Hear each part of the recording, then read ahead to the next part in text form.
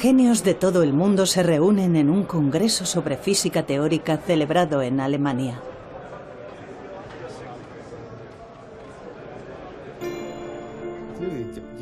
Los físicos teóricos intentan descifrar el universo solamente con fórmulas matemáticas.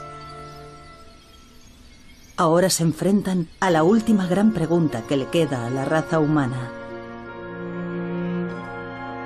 ¿Cómo comenzó el universo?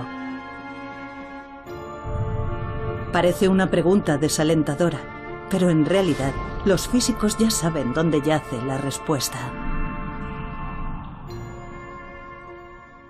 Son los lugares en los que nuestras ideas de espacio y tiempo se vienen abajo. La ciencia, por lo tanto, no sería capaz de determinar cómo comenzó el universo. Los lugares a los que se refiere Hawking son los agujeros negros que engullen todo con su enorme gravedad.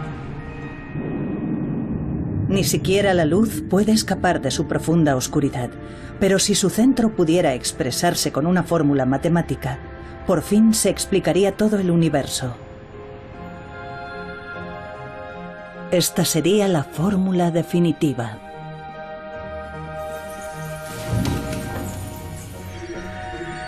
Sin embargo, en la búsqueda de esta fórmula, los físicos se han topado con inimaginables obstáculos.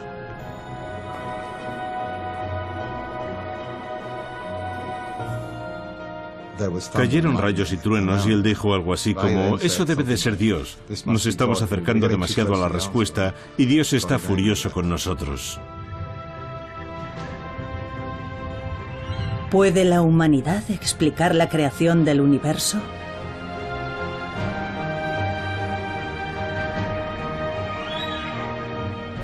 Armados solo con fórmulas, los físicos se han propuesto siempre metas muy ambiciosas.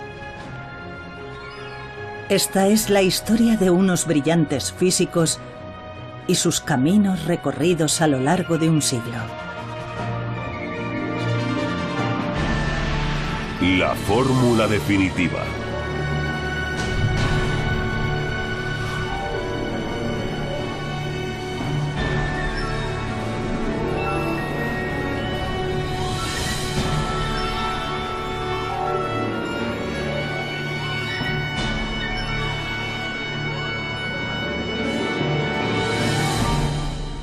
¿Cómo nació el universo?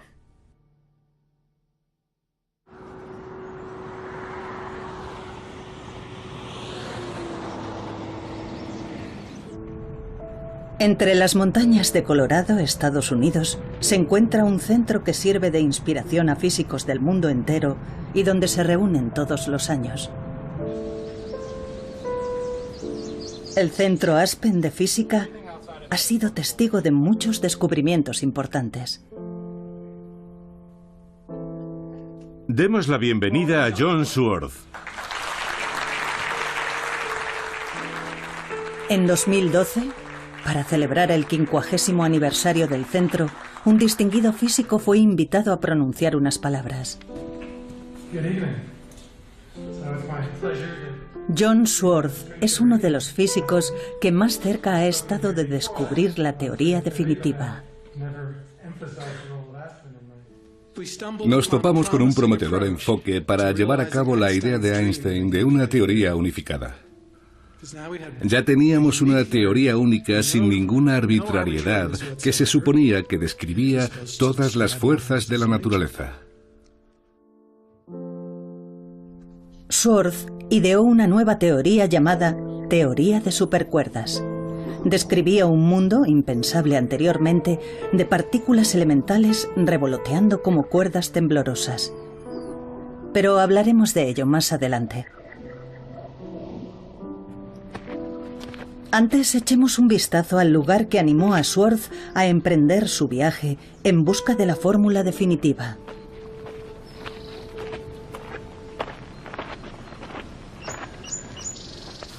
Este observatorio está en lo alto de una montaña a las afueras de Los Ángeles. Es un lugar de gran importancia histórica que un día fue visitado por cierto físico. Esta es una fotografía de Einstein aquí arriba. Aquí se llevó a cabo un descubrimiento que revolucionaría el mundo de la física teórica. El universo se expande. Este fue un importante descubrimiento. Desde el Big Bang, hace 13.700 millones de años, nuestro universo se expande a partir de un solo punto.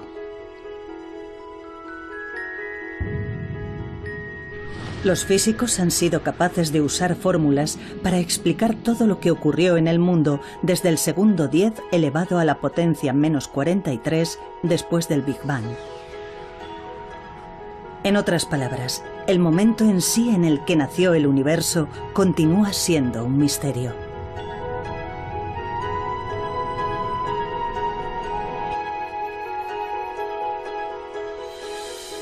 La fórmula definitiva desentrañaría los secretos del inicio del universo y explicaría todo lo que existe.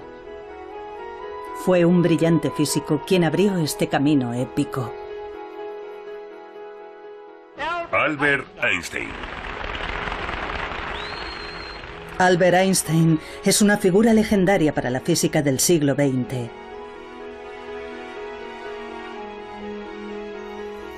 Se ganó un merecido lugar en la historia con su teoría de la relatividad general. En una era sin ordenadores gigantes, logró demostrar con precisión los movimientos del universo más distante.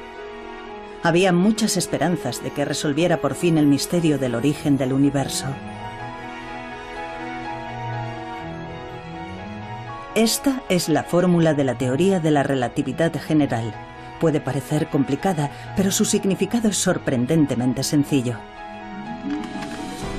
La parte izquierda de la fórmula representa la curvatura del espacio. La derecha contiene símbolos que representan masa y energía. En otras palabras, la fórmula explica que donde hay masa o energía, hay una distorsión del espacio. Pero aún resulta un poco difícil imaginarlo. Hagamos un modelo sencillo de la teoría de la gravedad de Einstein usando objetos cotidianos. Nos explica el concepto Joseph Polchinski, uno de los físicos que tratan de encontrar la fórmula definitiva. Necesitamos una tela, que será el espacio.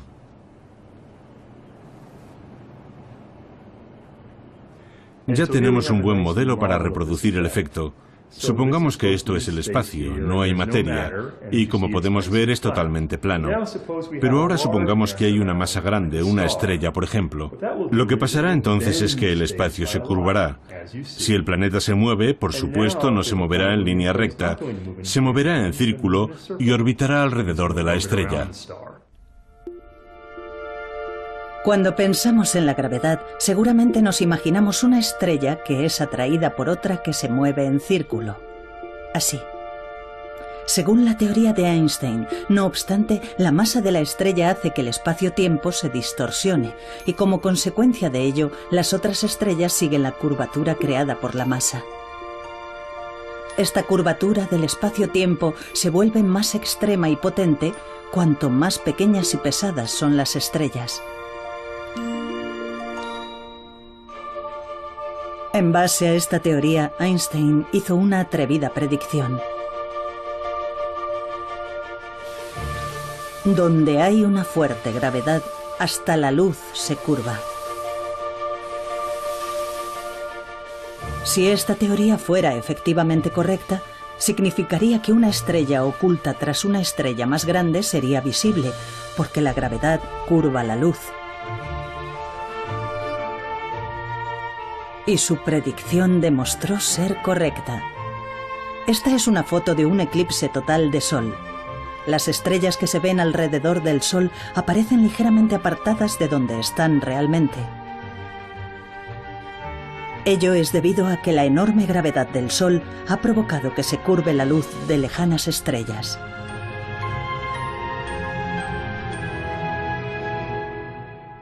De alguna manera, existe una profunda conexión entre el hecho de que las ecuaciones matemáticas sean elegantes utilicen muchos y modernos cálculos matemáticos y el hecho de que entren en contacto con gran cantidad de problemas físicos diferentes. Por lo tanto, creo que es necesario comprender mejor los cálculos matemáticos. ¿Cómo nació el universo? Se esperaba que la teoría general de la relatividad resolviera el mayor misterio que aún se le resiste a la humanidad, pero aún habría un obstáculo inesperado. Fue el eminente físico Stephen Hawking quien lo reveló.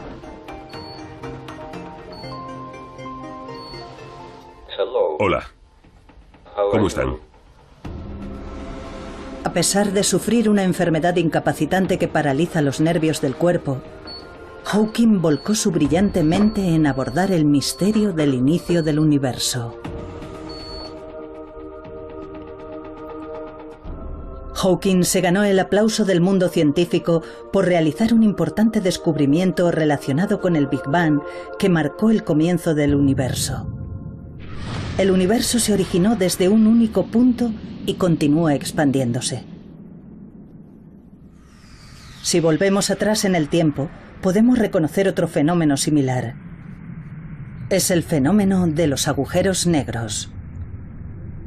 Hawking demostró que el centro de los agujeros negros y el Big Bang eran matemáticamente lo mismo.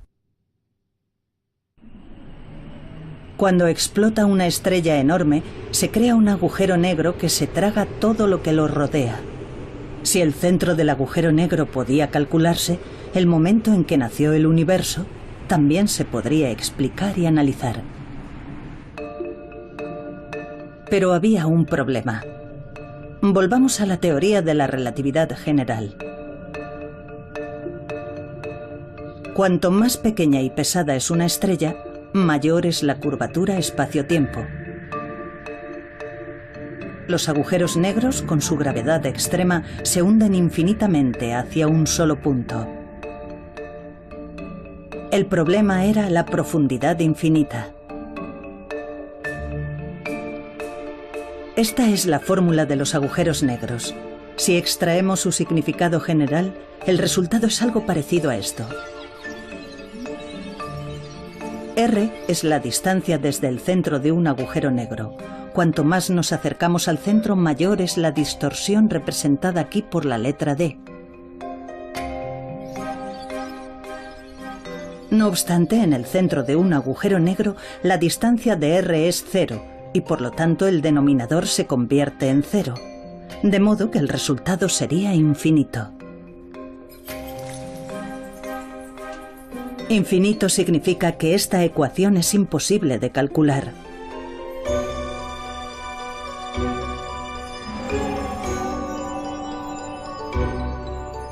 En otras palabras, la ecuación de la teoría de la relatividad general no puede aplicarse al centro de los agujeros negros.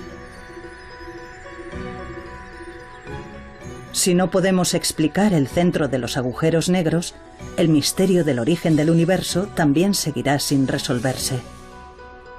Así que la teoría de la relatividad general, después de todo, no fue la fórmula definitiva. Son los lugares en los que nuestras ideas de espacio y tiempo se vienen abajo. La ciencia, por lo tanto, no sería capaz de determinar cómo comenzó el universo. El plano del universo demostraba ser huidizo. Los físicos aún tenían que resolver la cuestión del infinito.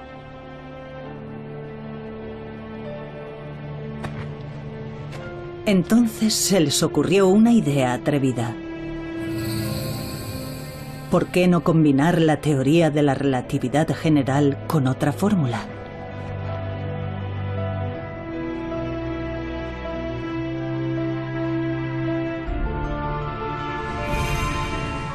Dicha fórmula sería la de las partículas elementales.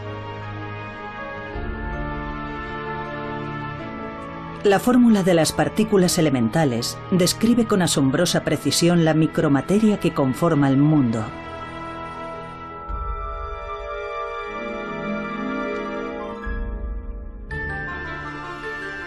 Pero, ¿por qué combinar esta fórmula con la de la teoría de la relatividad general? El centro de un agujero negro es un único punto minúsculo infinitamente comprimido. Al incorporar la fórmula de las micropartículas elementales, se creyó que el problema del infinito se resolvería, y así el misterio del origen del universo se desvelaría por fin.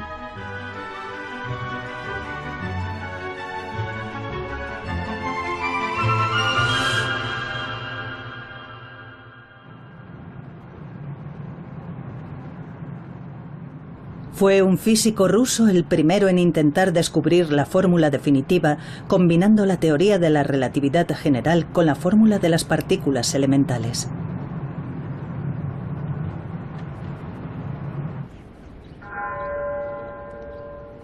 A las afueras de San Petersburgo hay un bosque apenas visitado por la gente. En él hay una lápida marcada por 2 balazos. Es la tumba de Matvei Bronstein, un brillante físico perseguido y asesinado durante la era soviética. Hola, buenos días. Su hija, de 82 años, sigue viviendo en Rusia.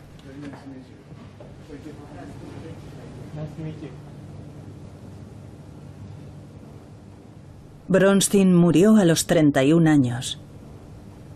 Su familia no fue informada de su fallecimiento hasta pasado más de medio siglo.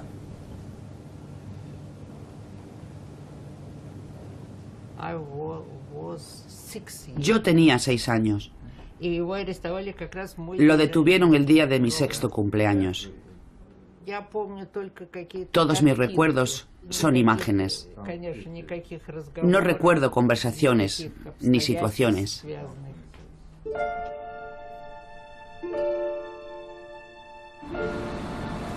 ¿Qué suerte corrió Bronstein en su empeño por dar con la fórmula definitiva? Nació en el seno de una familia humilde y fue físico autodidacta.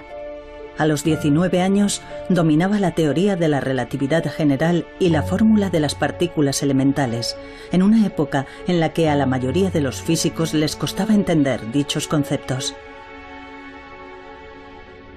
Bronstein quería desmitificar los agujeros negros, pero antes de poder calcular su centro, tenía que demostrar algo.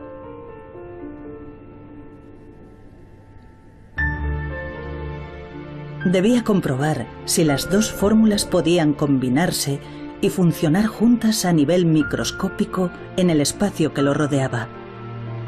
Tomó una sección de espacio, a una escala menor incluso que la de las partículas elementales, y calculó la gravedad que actuaba sobre ellas. Aquí, las 2 fórmulas utilizadas por Bronstein han sido reemplazadas por fórmulas modernas. Parecen complicadas, pero expresadas de una forma más sencilla significan lo siguiente. La primera parte de la fórmula de las partículas elementales establece que sus cálculos se refieren al mundo microscópico.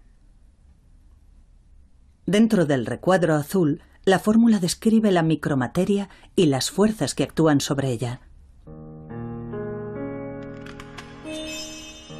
Bronstein introdujo la teoría de la relatividad general en esta fórmula. Entonces, se produjo un resultado sorprendente. Apareció un 0 como denominador. Esto solo podía significar una cosa: un cálculo imposible, conocido también como infinito. No hay duda de que las fórmulas combinadas eran correctas, pero ¿por qué daban aquel resultado?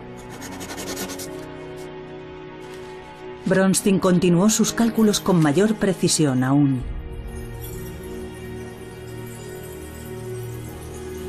Pero, al final, solo obtuvo un número infinito de infinitos.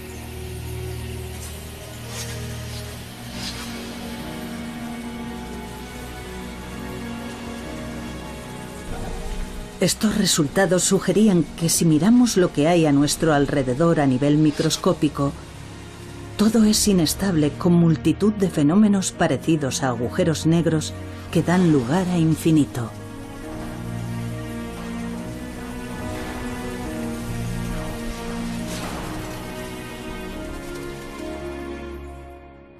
Las dos teorías físicas fundamentales no funcionan juntas. No hay ninguna solución a la vista. Es un acertijo.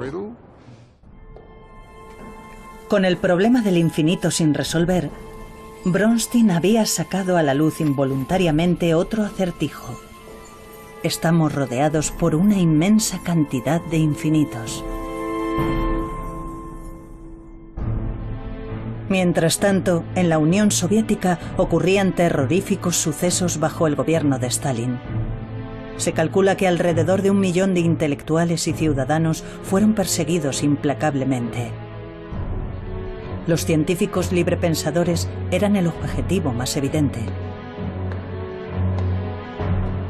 No obstante, Bronstein permanecía ajeno a todo lo que ocurría en su entorno y seguía intentando solucionar el problema del infinito. ¿Por qué los resultados eran siempre infinito? Si los cálculos eran correctos, el espacio que nos rodea podía derrumbarse en cualquier momento.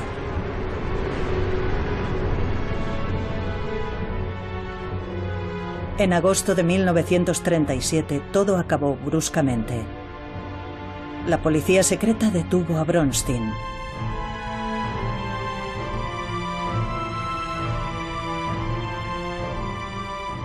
Fue fusilado de inmediato y enterrado en el bosque.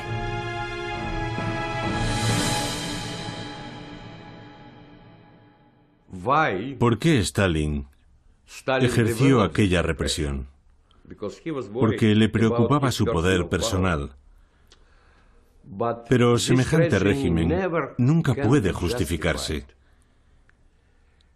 Creo que si Bronstein hubiera vivido, su contribución a la resolución del problema habría sido muy importante.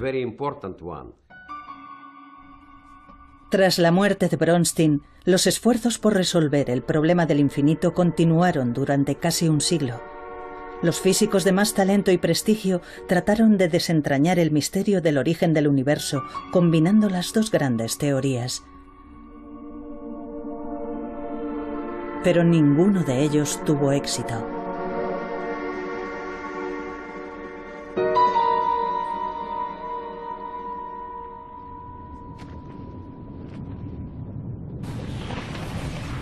Un enorme pozo se abría ante aquellas mentes brillantes. Intentar solucionar el problema del infinito es desperdiciar tu vida. Eso era lo que pensaba la mayoría de los físicos cuando cesaban en su empeño por encontrar la fórmula definitiva.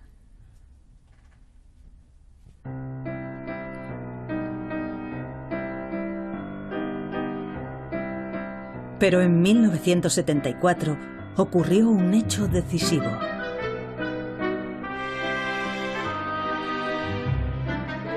Se publicó un ensayo que aseguraba haber dado con la fórmula que resolvía el problema del infinito.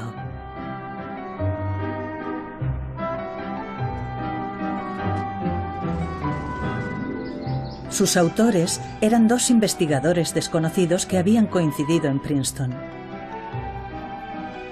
Aquellos jóvenes físicos eran John Swartz y Joël Scherk, de origen francés. Su investigación giraba en torno a un campo olvidado y considerado anticuado entonces: la teoría de cuerdas.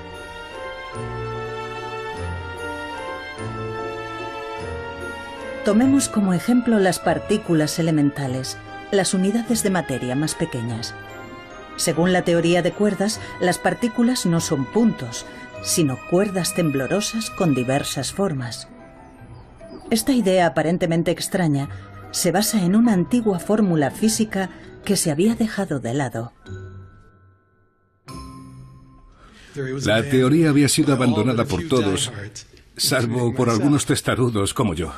Murray Gell-Mann me proporcionó un empleo durante los años en los que mi trabajo no era suficientemente valorado. Les decía a los demás que creía en la protección de especies en peligro de extinción. Sin desalentarse, desarrollaron la teoría de cuerdas y propusieron una nueva teoría de supercuerdas. La fórmula que idearon logró resolver el problema del infinito, ahí donde la gran teoría de la relatividad general y la fórmula de las partículas elementales habían fracasado.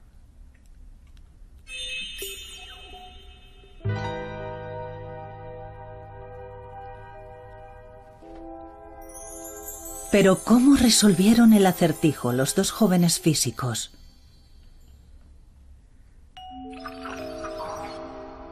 Esta es una fórmula que combina la teoría de la relatividad general y la fórmula de las partículas elementales.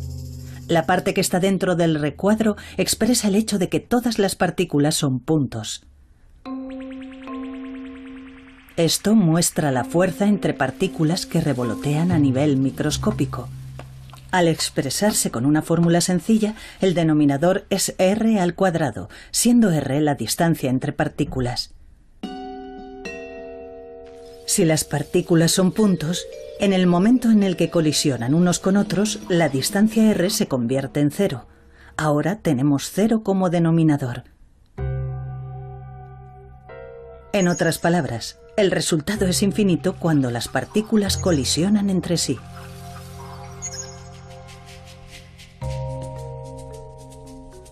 Pero como recordarán, en la teoría de supercuerdas las partículas no son puntos, sino cuerdas parecidas a gomas elásticas.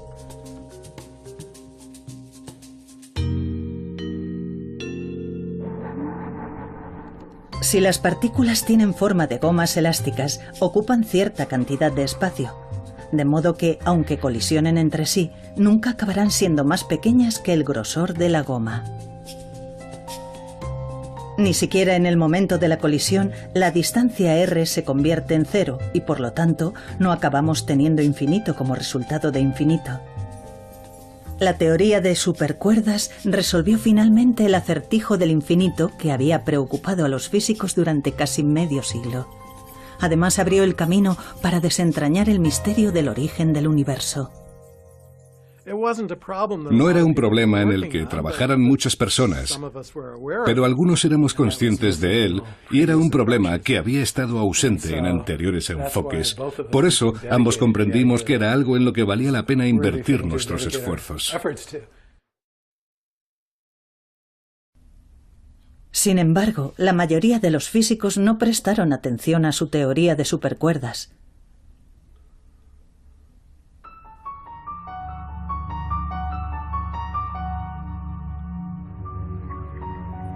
Desconfiaban de la teoría de supercuerdas. Para empezar, era demasiado diferente de la teoría de la relatividad general y de la fórmula de las partículas elementales.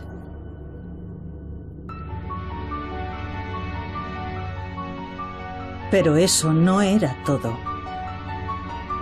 Para que la teoría de supercuerdas fuera cierta, necesitaba no solo las 4 dimensiones del mundo que vemos a nuestro alrededor, altura, anchura, profundidad y tiempo, sino que requería nada menos que 10 dimensiones.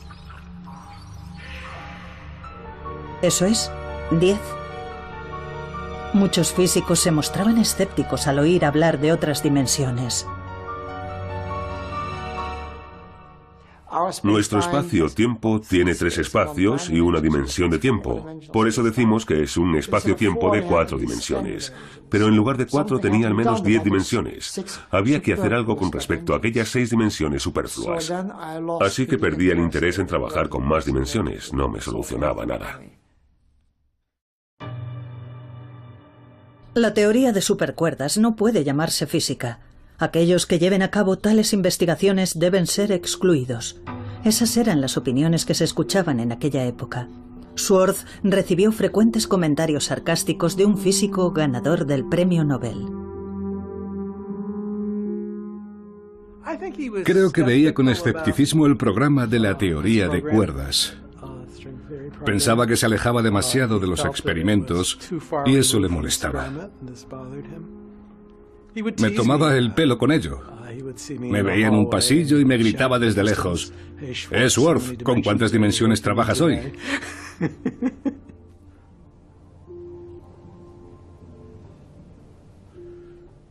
Esta fotografía no es buena. Es Joel. Schwartz y Sherk siguieron atravesando momentos difíciles.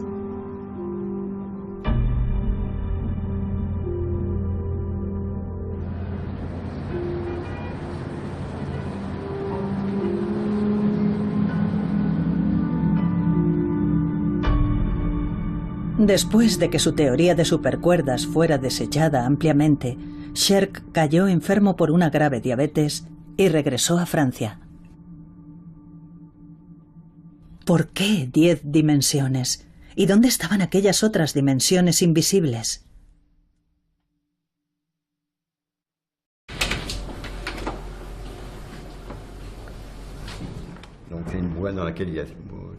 Son ensayos escritos por el Dr. Sherk.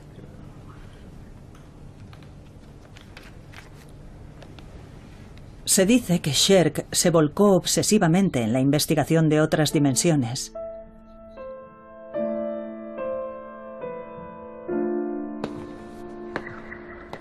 Deambulaba por las calles en busca de distintas dimensiones.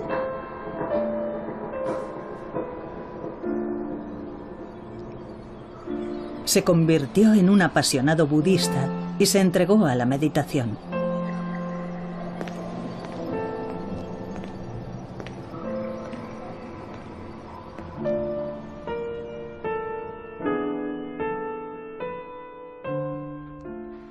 A veces se sentía aislado, porque sabía que era una de las pocas personas que trabajaban en aquello. Eso en ocasiones le resultaba frustrante, porque la gente opinaba. A la gente no le convencía lo que estaba haciendo, y eso le frustraba. La vida de Sherk llegó a su fin cuando tenía 34 años. En su dormitorio se hallaron pruebas de que se había inyectado una enorme dosis de su medicación contra la diabetes. Joel Sherk era una persona notable y tenía una creatividad extraordinaria. Mientras trabajó conmigo sin duda contribuyó con sus ideas. Su muerte me cogió totalmente por sorpresa. De haber estado sano y haber vivido en los años 80, habría jugado un importante papel en los acontecimientos. Eso está claro.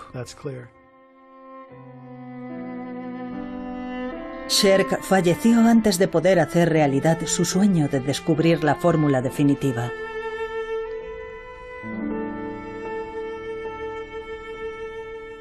Schwartz, en solitario, continuó persiguiendo la meta que su amigo no logró alcanzar. Mientras otros físicos consiguieron prestigio a través de llamativos logros, él siguió centrado en la teoría de supercuerdas.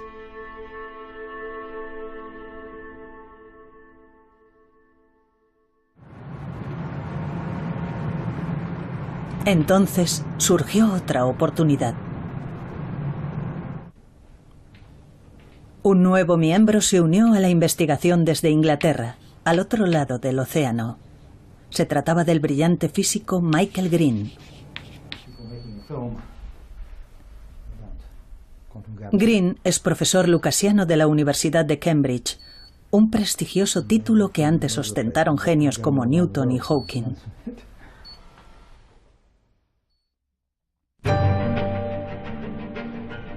Schwartz y Green decidieron enfocar la pregunta de las dimensiones de la siguiente manera. Nunca había habido ninguna prueba matemática de que solo hubiera 4 dimensiones en el universo. Si la fórmula decía que eran 10 dimensiones, tal vez fueran las creencias ampliamente extendidas las que estaban equivocadas. Los dos físicos decidieron una vez más probar que la fórmula de la teoría de supercuerdas merecía ser la fórmula definitiva. Necesitaban demostrar que la teoría de la relatividad general y la fórmula de las partículas elementales podían hallarse dentro de la fórmula de la teoría de supercuerdas.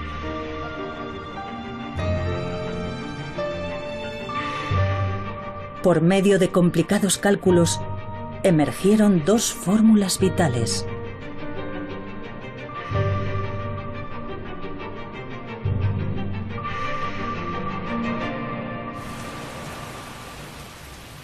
Cuando estaban realizando los últimos cálculos para asegurarse de que no había contradicciones en la fórmula, se toparon con algo extraño.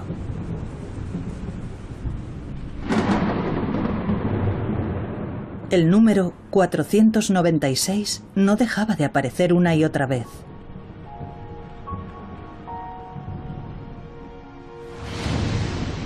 ...496 es lo que se conoce como un número perfecto y ya era venerado por los antiguos griegos que lo relacionaban con la creación del mundo. Su aparición simultánea era una prueba de la hermosa armonía entre el vasto universo y el mundo microscópico que coexisten en la fórmula.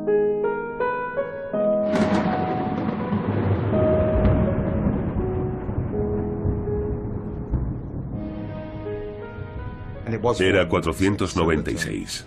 Fue un gran momento.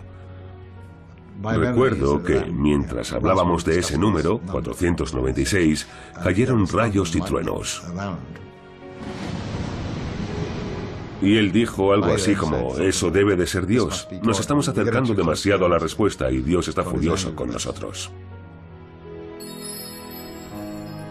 Al mismo tiempo que apareció el número 496, consiguieron combinar la teoría de la relatividad general y la fórmula de las partículas elementales sin ninguna contradicción.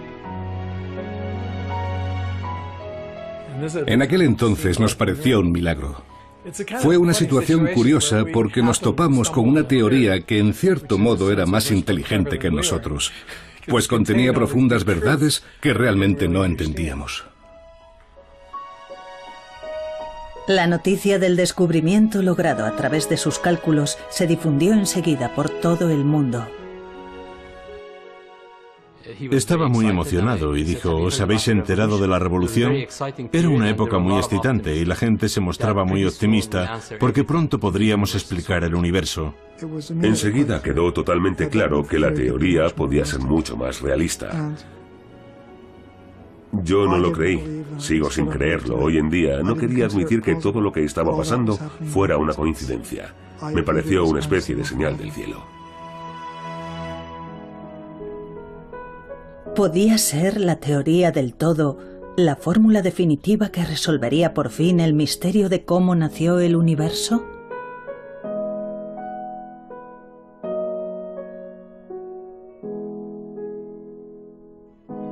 Físicos de todo el mundo se pusieron manos a la obra y empezaron a investigar la teoría de supercuerdas. De repente, la teoría de supercuerdas se encontró en la vanguardia de la física.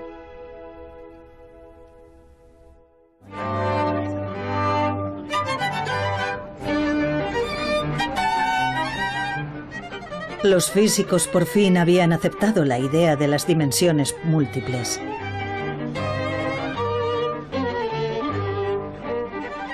Pero ¿dónde existían aquellas dimensiones en el mundo?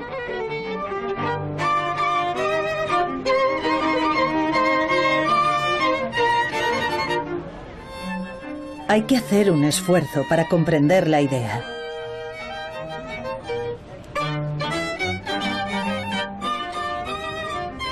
Joseph Polchinski, que antes nos explicó la teoría de la relatividad general, nos explica ahora el concepto de las dimensiones múltiples.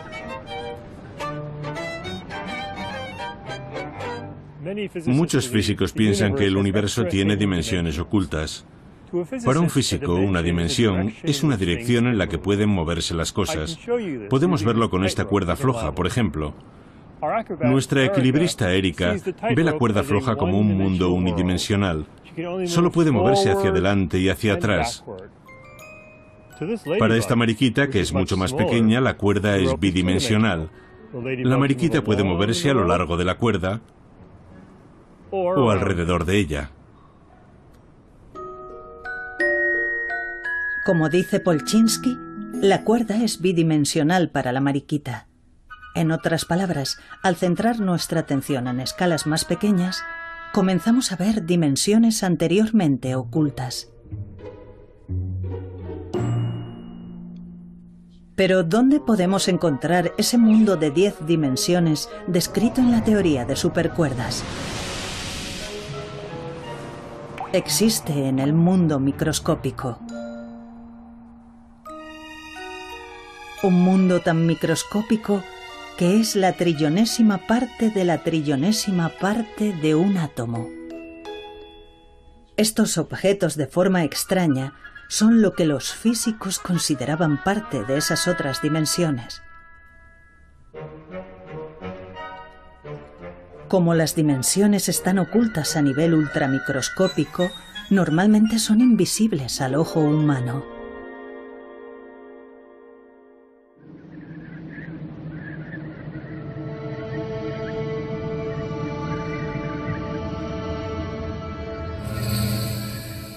La nueva teoría de supercuerdas incorporaba las dos grandes fórmulas, la teoría de la relatividad general y la fórmula de las partículas elementales.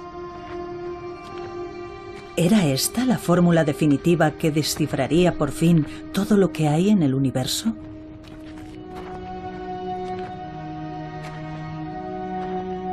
Pero no obstante, había una sensación de incertidumbre en el todavía arduo camino que quedaba por delante.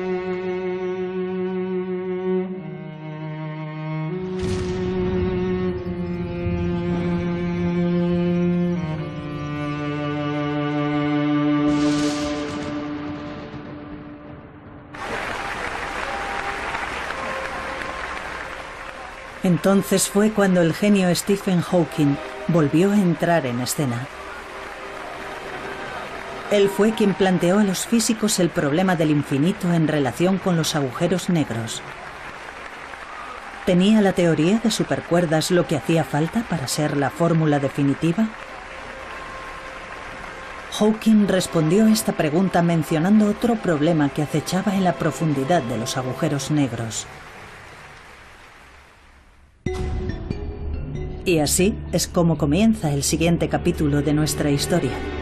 El nuevo problema estaba relacionado con el misterioso calor generado en el centro de los agujeros negros.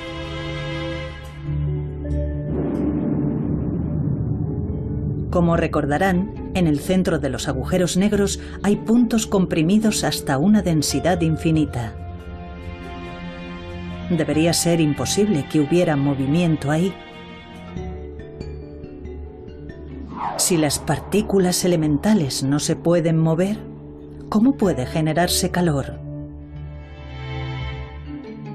Esto se conoció como la paradoja de la pérdida de información de Hawking y se convertiría en un nuevo obstáculo para los físicos.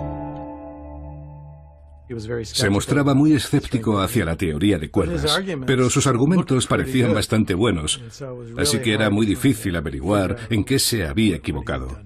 Sin embargo, muchos creíamos que tenía que haber algún error, aunque no fuera evidente. Aquí es donde aparece un nuevo héroe.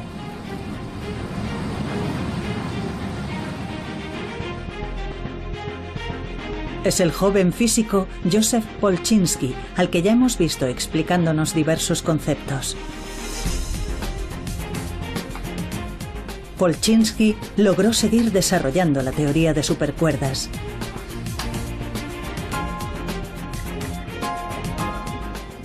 La teoría de supercuerdas describe un mundo microscópico en el que las partículas vuelan como pequeñas cuerdas temblorosas. Un día, al pasar por una lavandería durante un descanso en un congreso, a Polchinski se le ocurrió una idea. Pensó, la ropa está hecha de muchos hilos finos tejidos juntos. De forma parecida, las partículas a nivel microscópico quizá no sean cuerdas individuales, sino manojos de cuerdas. Lo realmente interesante es lo que pasa cuando tienes muchas de estas juntas. Solo unas cuantas y luego más y más.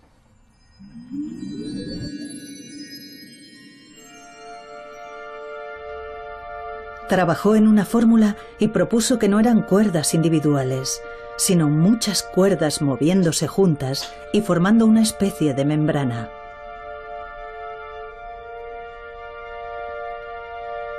Los hallazgos de Polchinski hicieron que físicos de todo el mundo trabajasen en cálculos para identificar el calor en el interior de los agujeros negros. Finalmente, con la incorporación de una nueva fórmula que describe el fenómeno de la membrana, la teoría de supercuerdas se utilizó con éxito para calcular el calor dentro de los agujeros negros. Se creía que en el corazón de los agujeros negros las partículas eran comprimidas hasta el infinito y no se podían mover. Pero en el corazón de los agujeros también podía haber dimensiones múltiples. En dichas dimensiones, las cuerdas se tejen juntas formando membranas que se mueven y generan calor. Creo que la paradoja de la pérdida de información de Hawking es uno de los grandes experimentos de la historia de la ciencia. Si no hubiera defendido con tanta vehemencia que la paradoja existía, puede que la gente no le hubiera prestado la atención que se merecía. En 2004, Hawking tomó la valiente decisión de convocar un congreso en el que reconoció que estaba equivocado.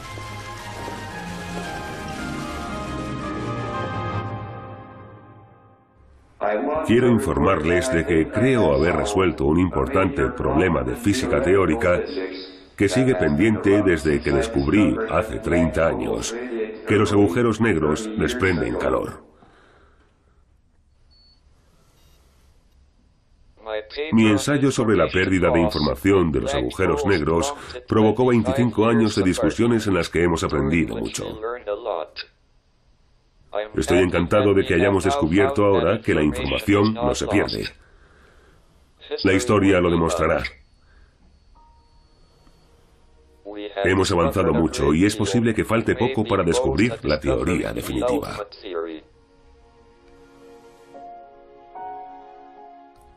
Me gustaría encontrar una respuesta mejor para las preguntas de ¿por qué estamos aquí? ¿Por qué vale la pena vivir en este universo? ¿Y cuál es el significado de ello?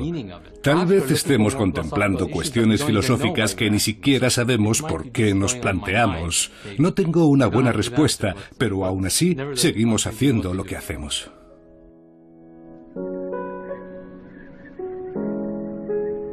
La paradoja de Hawking se superó y se había desarrollado una nueva teoría de supercuerdas.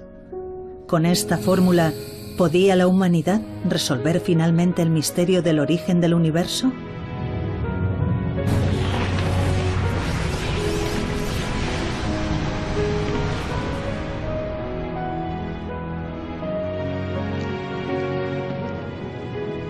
En el largo camino en busca de la fórmula definitiva, los físicos se han topado con el infinito, las dimensiones múltiples y los agujeros negros.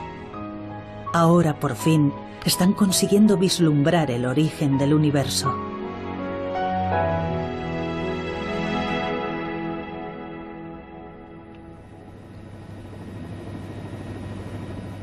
Investigadores de todo el mundo están poniendo a prueba las predicciones hechas por la teoría de supercuerdas. El CERN es el laboratorio de física de partículas más grande del mundo, donde fue descubierto el bosón de Higgs. Uno de sus siguientes objetivos es descubrir otras dimensiones. La idea es utilizar el gigantesco acelerador para desvelar las dimensiones ocultas a nivel microscópico. La atención se ha centrado también en los agujeros negros que los físicos llevan mucho tiempo estudiando en su búsqueda de la fórmula definitiva. Científicos de todo el mundo intentan ahora observar directamente la entrada de un agujero negro.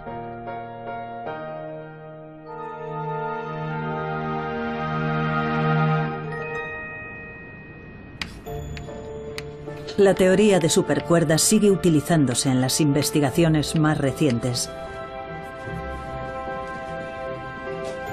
Su creador, John Swartz, usó un concepto olvidado para desarrollar una teoría nueva y acercarse un poco más a la fórmula definitiva.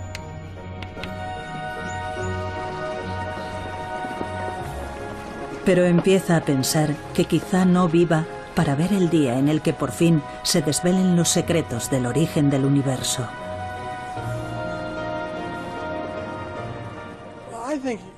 Creo que vamos a llegar muy lejos en esa dirección, tanto en el universo como en los objetos más pequeños. Por una parte, es triste no conocer la respuesta definitiva y por otra sería triste conocerla porque ¿qué haríamos entonces? En la búsqueda está la diversión.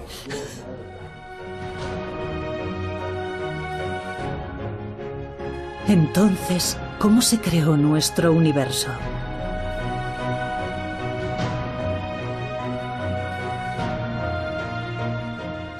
Las últimas fórmulas describen un universo de 11 dimensiones. Y lo que es más, ha surgido un nuevo problema que plantea la posibilidad de que existan nada menos que 10 elevado a 500 universos.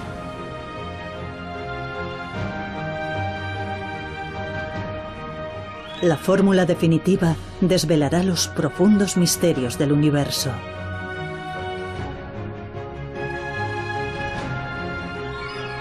Hasta que el último de los misterios no sea desentrañado, la humanidad continuará incansable su búsqueda.